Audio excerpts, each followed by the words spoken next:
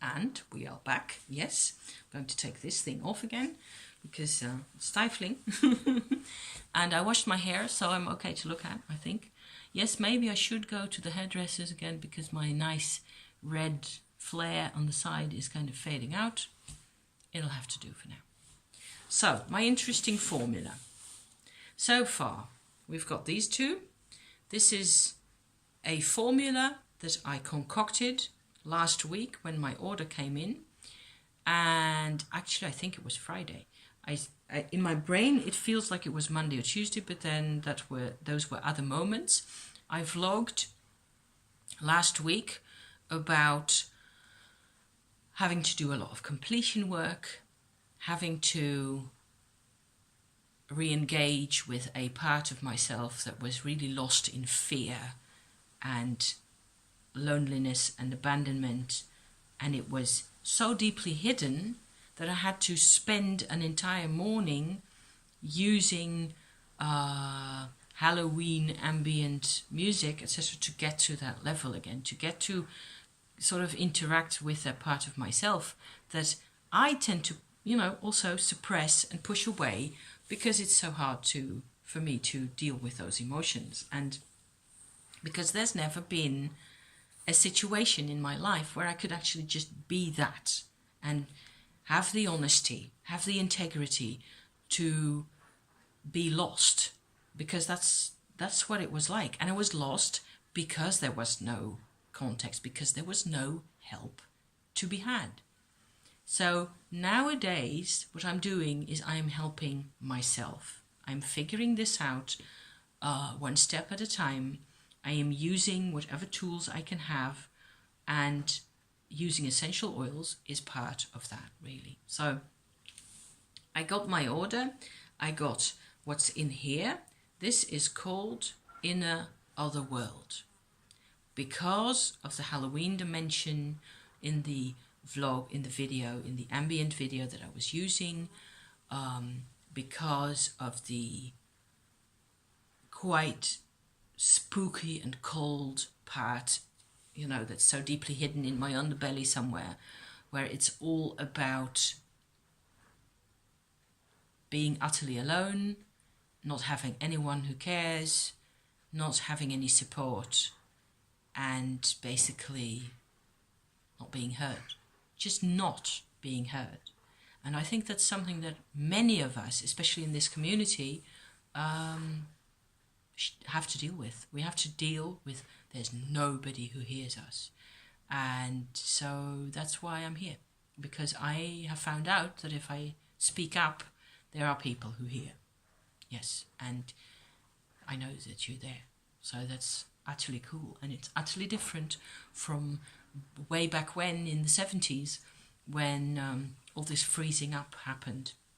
And it was also partly I needed more help in those days than I got. There were people who tried to help me, like teachers or my foster mum, who tried to, sort of be there for me to some extent. And I just couldn't even let them. And I was 7 years old at the time. And after that, I had to sort of live with my mother again, and I was scared of her, and she couldn't talk about things, and it was just impossible and way too difficult. And the not talking is just it's not good. It's not good. Not talking isn't good. So here I am. And I made an Otherworld formula that I call that way because of the spookiness and the Halloween type. And let me show you how that looks again. It's a fairly brown, nice color. Looks a bit like clove or cinnamon oil. There's actually a tiny bit of those, both of those, in here. I could share with you the whole formula if you want, because I don't really care. What I wanted, I had my whole array of bottles in front of me, and I just wanted to find a way to keep the access to the other world inside open. I basically wanted to stop myself from going automatic pilot again and just, nothing wrong, everything's fine, and boom, and then just go off into the blue, do something entertaining and positive and cheerful and social, and just let all the cobwebs blow away out of my brain again. This time I wanted the cobwebs. I want to remind myself of the fact that I am not broken, not anymore, but I have to, stay in touch, because so that's difficult. It's less difficult now, also because of my working with this. It isn't even always the product in whichever formula or type of shape that I'm using it. It's the working with it and the intention. And for days I have been, staying really close to that part of myself. So I have used for this formula a number of oils. Let me get out the formula here, because what I'm trying to convey to you really is that I have used lavender oil, Siberia pine, camphor and birch oil in a mixture, to which, so these are all like carriers really. The four of those are carriers, and they're almost, the Siberian pine is the largest quantity, then the lavender, then the birch, and then the camphor. And what happens is they're all very thin oils, so you're not worried about having to melt them or anything or dilute them. You can just use them as is, and what you get is a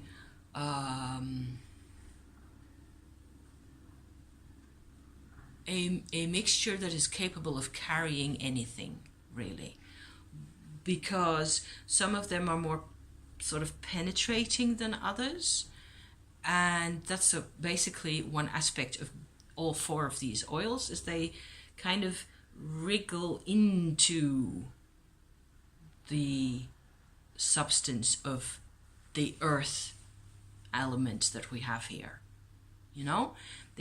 That's one part that you need. You need something that does the little, I can only think of the word penetrating, into a substance in order to help deeper layers wake up, basically. Especially the pine oil and the birch and the camphor. The birch was brought to my attention through a Facebook post that somebody that I read on my feed. The birch oil apparently somebody said it was about supporting the unsupported. So I thought, hey, I've got birch oil, let me go and see what I can do with that. That was the actual start of the whole operation. And I smelt it, and of course the fragrance is the first introduction. The first, it isn't the complete information. That's basically what I'm trying to also sort of say here, is that there's all this energetic info, but it's sort of behind the fragrance really. So what I do is I smell it, and then I tend to go either, oh, this is gorgeous, or eek, this is awful. When it's not subtle at all. But the birch oil is really, it's very strong, and it's got this tremendous penetrating power in a way. It does that. And the camphor does it too, but in a more refined type manner, so it's less heavy-handed about it. So that's why you have to kind of, that's why now, while I'm talking about this, I can sort of see that I don't really like the birch oil, because I don't really like to be, dug at. I don't like things to go, with their fingers into my emotional life or my system. So that's one way of why people don't like particular scents, because the scent has a function, and it's a function they can't handle. Makes sense, doesn't it? So that's there's going to be a lot of that type of intel in these videos, I hope. So another one, then what you have is these four okay, in a fairly large quantity. So I get a base that's already got this message, but it doesn't really have any direction. It doesn't go all the way down to the other world yet, as far as far down as it has to go. So to this I added actually the clove is there. There's a couple of resins, there's a benzoate, there's a couple of flower oils, some type of Indian valerian oil. The Kashmiri lavender is in there. There's rose attar and lotus attar. So what you get is a combination of earthiness, penetrating character, the cinnamon, the patchouli, the calmus that I mentioned just now, the clove. All those are continuing their penetrating function down into the dark, if you like. There's a couple of resiny qualities in here. There's opoponax and styrax and copaiba and the benzoate that I mentioned. Even the Kashmiri lavender, I think, they have a different function. They are much more syrupy. They're resins. This is a resin area that I'm talking about. What they all do is they sort of fix the process for a while. And that's a really important element in how you can work with these, because the first four that I mentioned just now, the camphor and the birch and all those, they go in and they leave you with, they don't have any time element in them, if you know what I mean, if that makes sense. What you get is you go in and you go through and you go out the other end and off you are. And so you don't have anything to show for what you've encountered. So the resin elements, opoponax and copaiba and even all those, they tend to sort of solidify the process that you are having. The same applies to sandalwood and benzoate. So these are syrupy oils. They are very resiny in nature, and each of them is slightly different. Styrax is different again. So this is all a matter of going in there, shopping, and finding your what resonates for you. This is just my way of going about these things. So I've had there's a couple more flower oils in there. There's the rose and the lotus attar that I put in there, and the calamus is again a different wavelength. What I'm trying to tell you about here is how I sort of stack these different processes together in order to get one result. It's like a building almost, where there's these different levels, and you have to connect to the earth to some extent. You can use a water element, like the calmus is a reed plant. So, like I said already, it's a very strong watery element, and it's also got this penetrating quality, and it's crucial in this formula. This formula would not have been the same if I hadn't added the calmus to the whole of the other lot of ingredients. Let me count how many ingredients I have. 1, 2, 3, 4, 5, 6, 7, 8, 9, 10, 11, 12, 13, 14, 15, 16, 17, 18, 19, 20, 21. 21 different plant oils in there. And let me see what I did here. Yes, 14. Actually, the patchouli is also one of the larger components. So it's probably the cooperation between the very earthy, self-assured type quality that I would assign. That's my description for patchouli. Self-assured, confident, through and through, and earthy, and just, it's like the sign of Capricorn. It's like that. Except it's also got sweetness and charm to it, of course, if you if that's your thing. If that's too much, and if you don't jive with that confidence, then you're gonna hate patchouli. That's just how I look at those things. So, but there's a cooperation between the patchouli and the calmus within the bath, in the suspension or the immersion, if you like to call it that, in the other, the pine and the lavender and the camphor that I mentioned at first. So, very interesting. Such an interesting process. So what you get when you hold just this bottle is a sense of coolness. That's basically, there are a couple of tiny fiery elements, like the clove and the cinnamon are definitely fiery, but they're very much in service of the whole of the other process. So this is how we do this. It's just, if it doesn't make any sense to you, then it's just not your cup of tea. But maybe you can use this. Maybe you can find this inspiring in some way. So what I get is this dark brown oil mixture, and the calmus is still quite noticeable in there. It's but okay, it's possible to live with. The funny thing is, when you put this on a handkerchief and you let it dry, it becomes the most exquisite perfume, because all of a sudden the kind of ickiness from the reed plant and the marshland sensation of, not being sure whether you make it to the other side, that type of thing, fades away, and what you've left is a dry, beautiful perfume, really. So,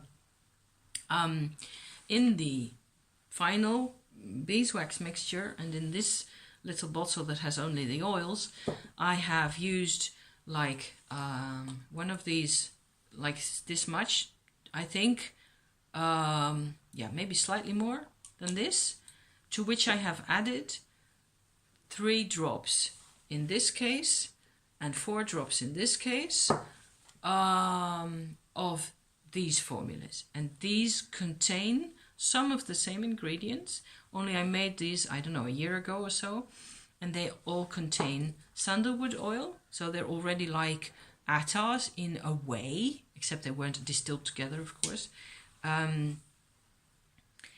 It has, this one is special because it has, what's that called? The South African plant. Oh sheesh, now I can't remember the name. Forgive me while I look this up. Be back in a bit. I can't find it. It's a garden plant as well, and it also contains carrot seed oil, and a couple of other things, and the other ones are different each time. And one oil that I have also used to great effect is a juniper from the south of France. That's Cade, C-A-D-E, Genevrier Cade. It's a juniper that's it's even more prickly than the normal ones, and it's really thorny, and it makes great big bushes, and it has great big almost woody berries that have seeds in them, and you can't eat them because they're no use for anything. I have ground a couple of those berries up and made incense with that, and that's actually rather nice. You can grind up berries and make incense with that. It's fabulous. But the oil from this juniper tree is so pungent, and so it's like patchouli 100 times over, and it breaks open your brain. It's awful, and there's a slight tarriness to it. It's incredible. And still, just like the calmus, I had to have it, and I had to use it, and there was no, and I've used it for so many of these little mixtures, and so much fun, with that. And for some reason, because there's sandalwood in each of these 3, adding these to the other one, I get a stable mixture. I get what I get in the end in this. This contains only my oils again. I have something that is, I suppose, easier to work with than just, this is the extended story, the inner otherworld that I was telling you about just now. So it becomes easier to handle because it has been embedded in some type of matrix. It's like having a crystal in a matrix, like my like this, exactly like this actually, where the brown aragonite will be more like getting to screw your brain open and getting your emotions in, you know, in a new kind of organization or a new sense of availability to yourself and clarity and whatever. And the yellow calcite will smooth everything down. Just, okay, we're doing this, it's cool, but you still have to, you know, get your groceries. You still have to be both feet on the floor, get your act together, keep your life, be in charge in some way. So that's what that does to me. And I have used this principle quite a number of times already. So this is about this one fairy formula that I will still call in Otherworld. So far, I haven't really determined. It's really funny. There's just a couple of drops in here, and you can feel it. I have been using this little vial quite a bit on Friday evening and on Saturday past. And today, by the way, is the 27th of May in 2019. So what I noticed, also wearing it in a little bag around my neck, I found it extremely soothing, funnily enough. I found it to be like a sense of brightness, but especially that sense of inner acceptance that I was looking for. So, yay, success. Excellent. And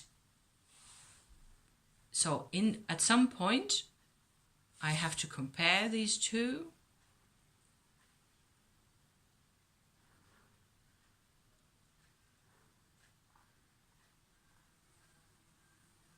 And so far, I think they're mostly the same, really. So it isn't so much,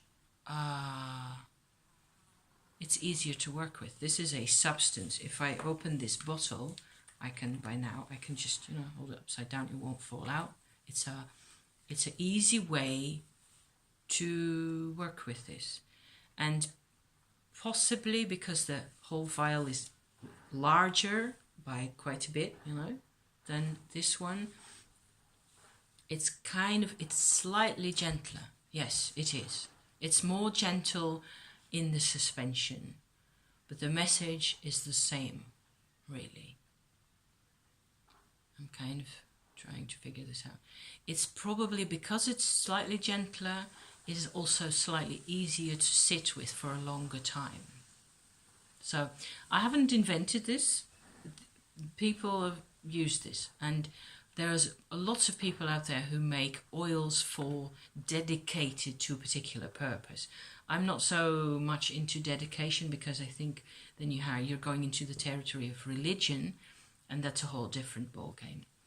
I like to think of myself as a mystic rather than a religious person, you know. Who knows? Maybe it's really the same thing after all. Thank you for watching. Thank you so much. I have already done an hour of talking, so I think this will be it for now. As far as the essential oils go, maybe in the course of the week I can do a couple more, because I have noticed that, again, using this composition in with others where these aren't going to be in there, but where I combined it with separate other sets of fragrances. For example, I have used the attars that I got in my order with this. So then the proportion between the mixtures changes. Okay, and that's really interesting, because you get a shift in perspective and the different use again. Lovely and blissful work to do. Thank you for watching. I'm going to hang up now, and I'm going to see you again very soon. Thank you. Bye bye.